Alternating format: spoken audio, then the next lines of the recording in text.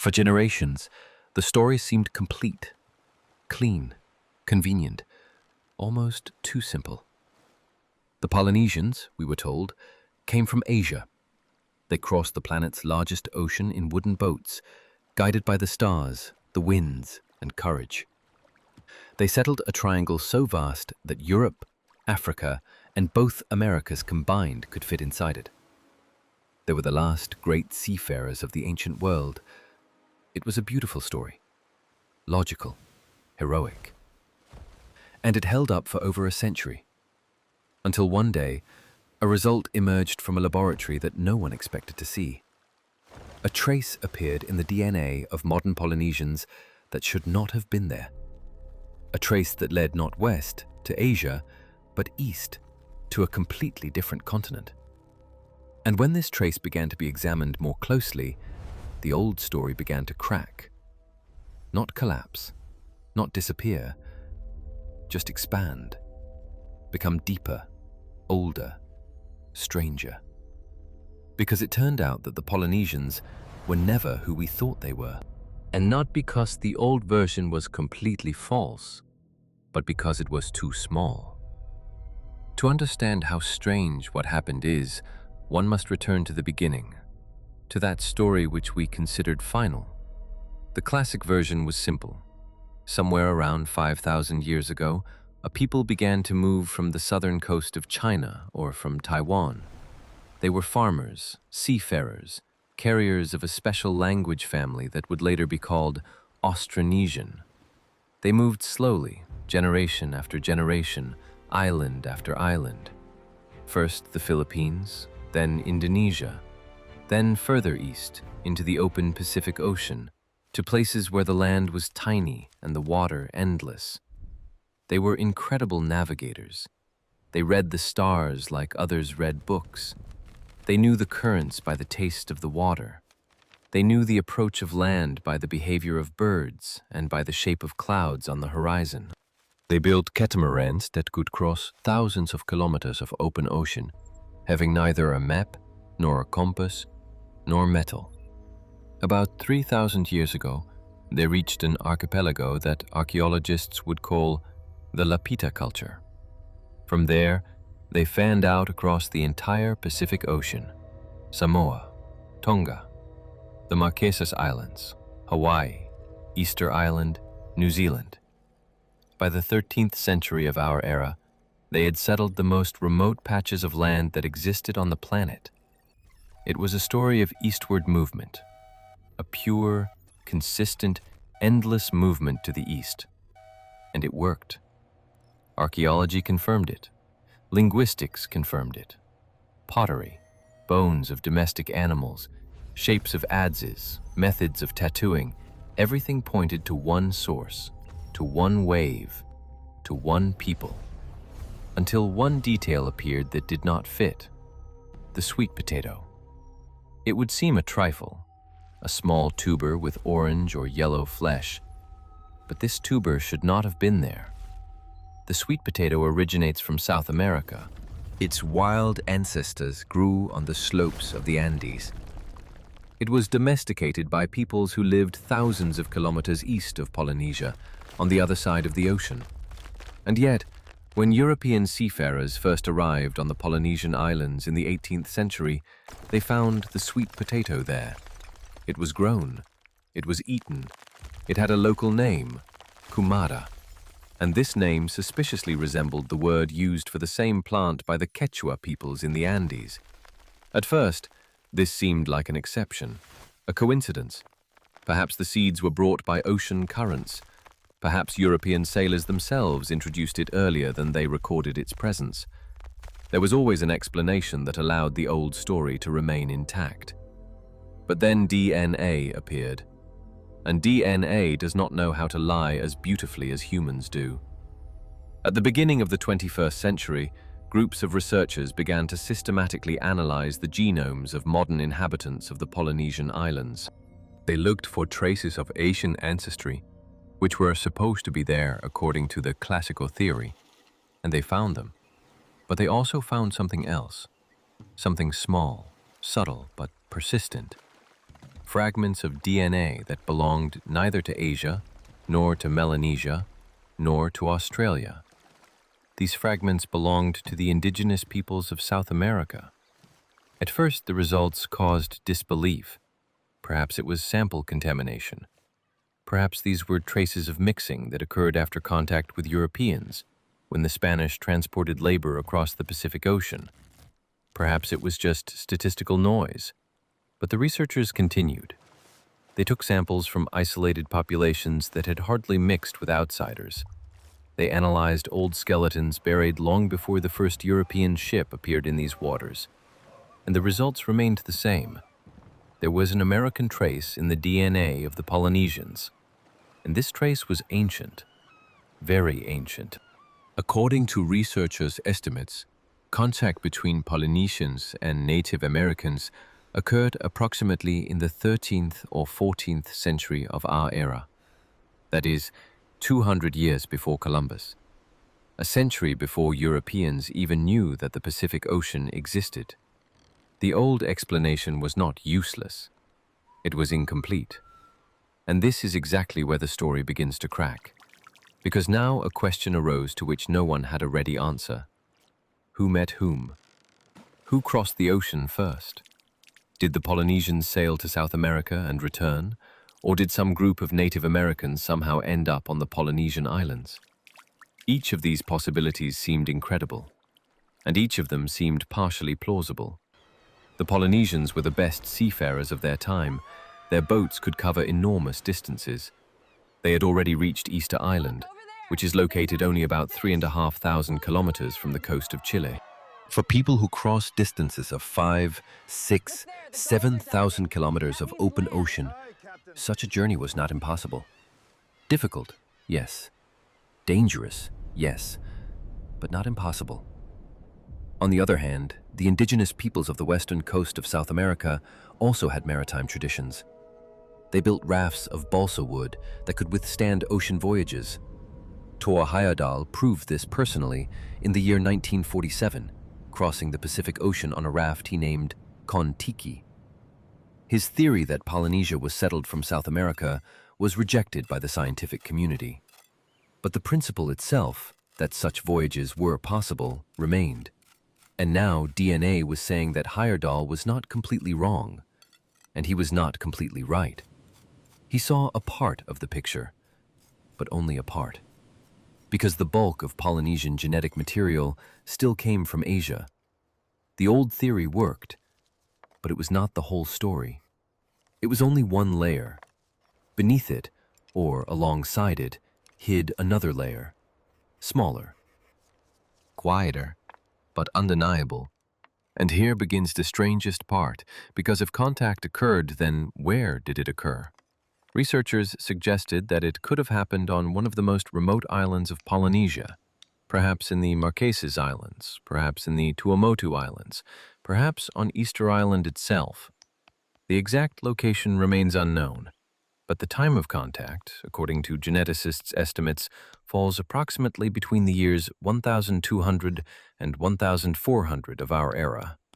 This means that at the very same time when Gothic cathedrals were being built in Europe and the Yuan dynasty ruled in China, somewhere in the middle of the planet's largest ocean, two peoples met who lived at opposite ends of the known world. And they did not just meet. They left a mark on one another. In blood, in language, in food. The word kumara, the sweet potato tuber, drops of DNA, small things that survived centuries and finally spoke. What emerged was not a straight line. It was a web. Imagine the moment of that meeting. A small boat of dark wood approaches the shore. Is it the shore of an unknown continent, seen by people who had known only islands all their lives? Or is it the shore of a small island, seen by people who had known only the mountains and deserts of the coast all their lives? No one knows. No one recorded this moment. It remained only in the code of life, passed down from generation to generation, until modern science learned to read it. Imagine an evening on Easter Island. The stone moai heads stand facing the interior of the island, their backs to the ocean. The wind tugs at the grass. The sun sinks into the water, which stretches to the horizon without a single sign of land. Someone walked these shores 600 years ago. Someone looked at these same stars. Someone knew what we are only now beginning to guess. The silence here has weight. The stone has memory. The ocean has a voice. But this voice speaks a language we have not yet fully deciphered. And this is not the only layer of mystery, because the DNA of the Polynesians contains one more strange feature. Among their ancestors are not only the ancient inhabitants of Taiwan and South America, there is also a Melanesian trace, deep, ancient, complex. It testifies to the fact that the ancestors of the Polynesians, moving east, did not just pass by the islands of Melanesia. They stopped. They mixed. They took with them a part of those peoples who had lived there for thousands of years before them. This means that a Polynesian is not of one blood. It is a cocktail. It is an alloy in which there are ancient hunter-gatherers of Sahul, and farmers from Taiwan, and strangers from the shores of South America. This is a people born not in one place, but in motion, on the road, in encounters. The data did not simplify the past. They made it older. And here the old story, that same beautiful and heroic one, begins to look not like a falsehood, but like a fragment. Like the first chapter of a book that we long considered complete. Why did this happen? Why did we hold on to the simplified version for so long? Perhaps because people need clear origin stories. We like straight lines. We like to know where we are from and to know it briefly. Originated here, arrived then, settled that. It is understandable. It fits into a textbook. Reality never fits into a textbook. Reality is layers. It is overlapping. It is meetings that no one wrote about, trade exchanges that no one remembers, marriages between people who spoke different languages and prayed to different gods. Reality is what happens when no one is looking, and what is discovered only 600, 700, 1,000 years later, when someone conducts a blood test and sees someone there who should not have been there. The Polynesians were not an isolated island people who sat on their islets waiting for the arrival of Europeans. They were active participants in a global network of exchanges that stretched across the planet's largest ocean, connecting continents, cultures, and genetic lines. They sailed when no one had reached before them, and they returned and brought something new with them. This changes not only our opinion of them, it changes our opinion of all ancient history.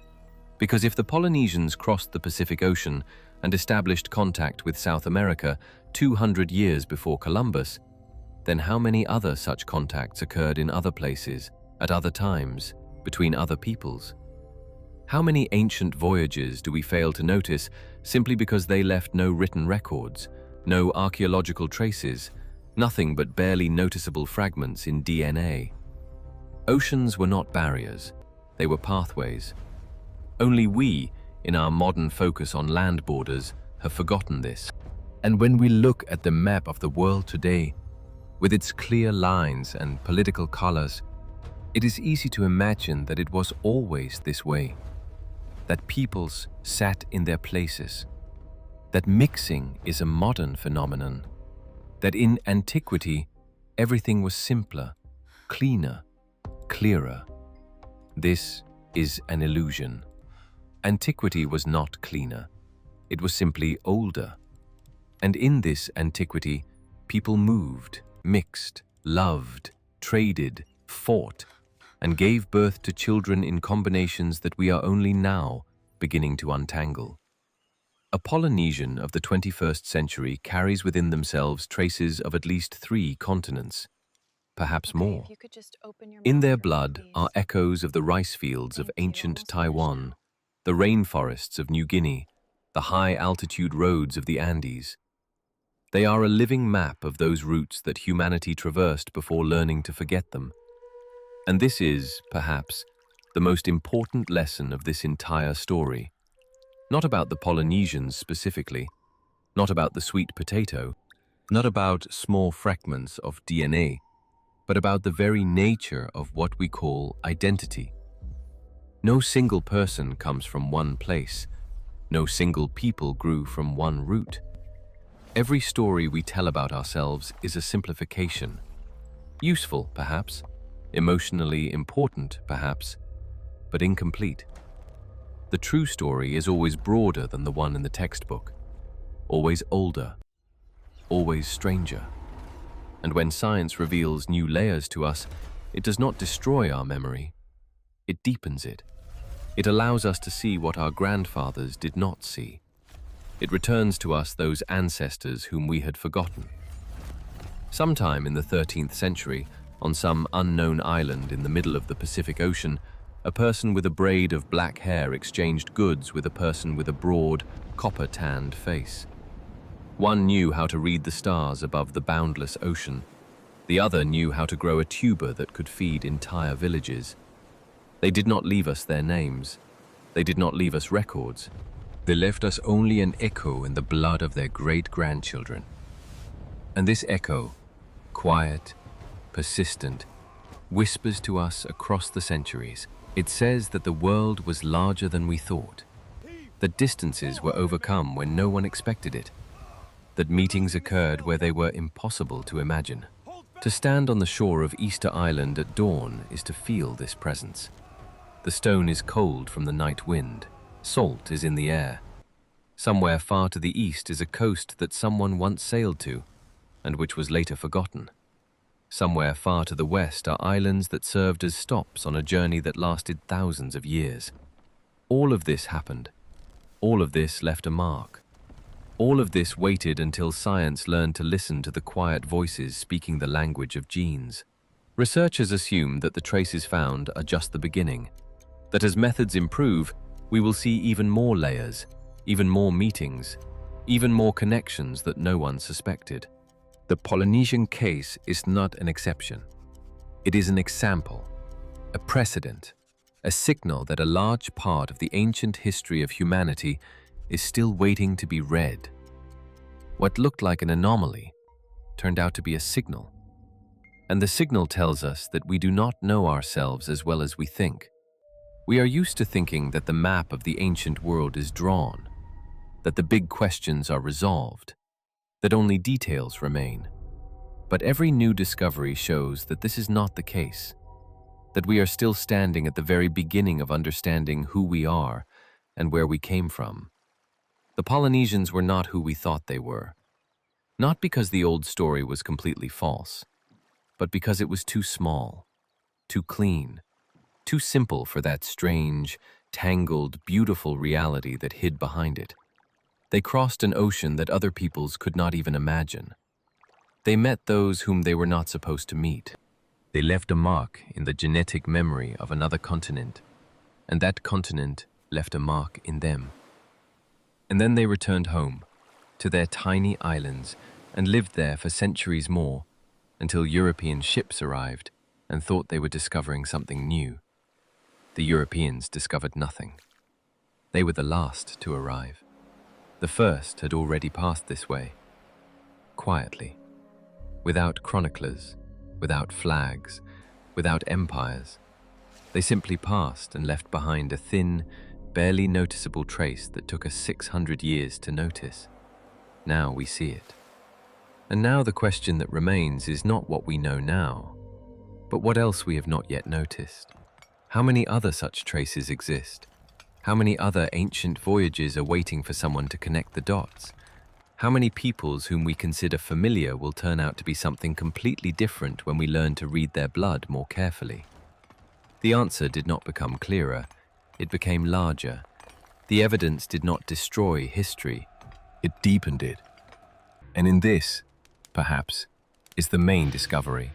Not the specific percentages of DNA, not the exact date of contact, not the routes of the voyages, but the very fact that the past refuses to be simple, that it is always richer than our ideas about it, that we are always only at the beginning of understanding. The Polynesians were not who we thought they were. And now, as we begin to see their true history, we also see ourselves, because their history is our history. The history of humanity, which never sat still, which was always moving, which was always meeting, which was always mixing. The ocean that we considered a barrier was a road. The islands that we considered the end of the world were crossroads. The peoples that we considered isolated were nodes in a network so large that we still do not see it completely. A stone moai stands on the slope, facing the island. The wind carries dust through the grass. Somewhere in the depths of the ocean lie boats of which only echoes remain. And in the blood of those who live here today flows a history that we are only beginning to hear. The riddle was not solved. It was expanded. And in this expansion there is more truth than in all the simple answers we once considered final. There is a people that does not fit on the map, not the geographical one, the historical one.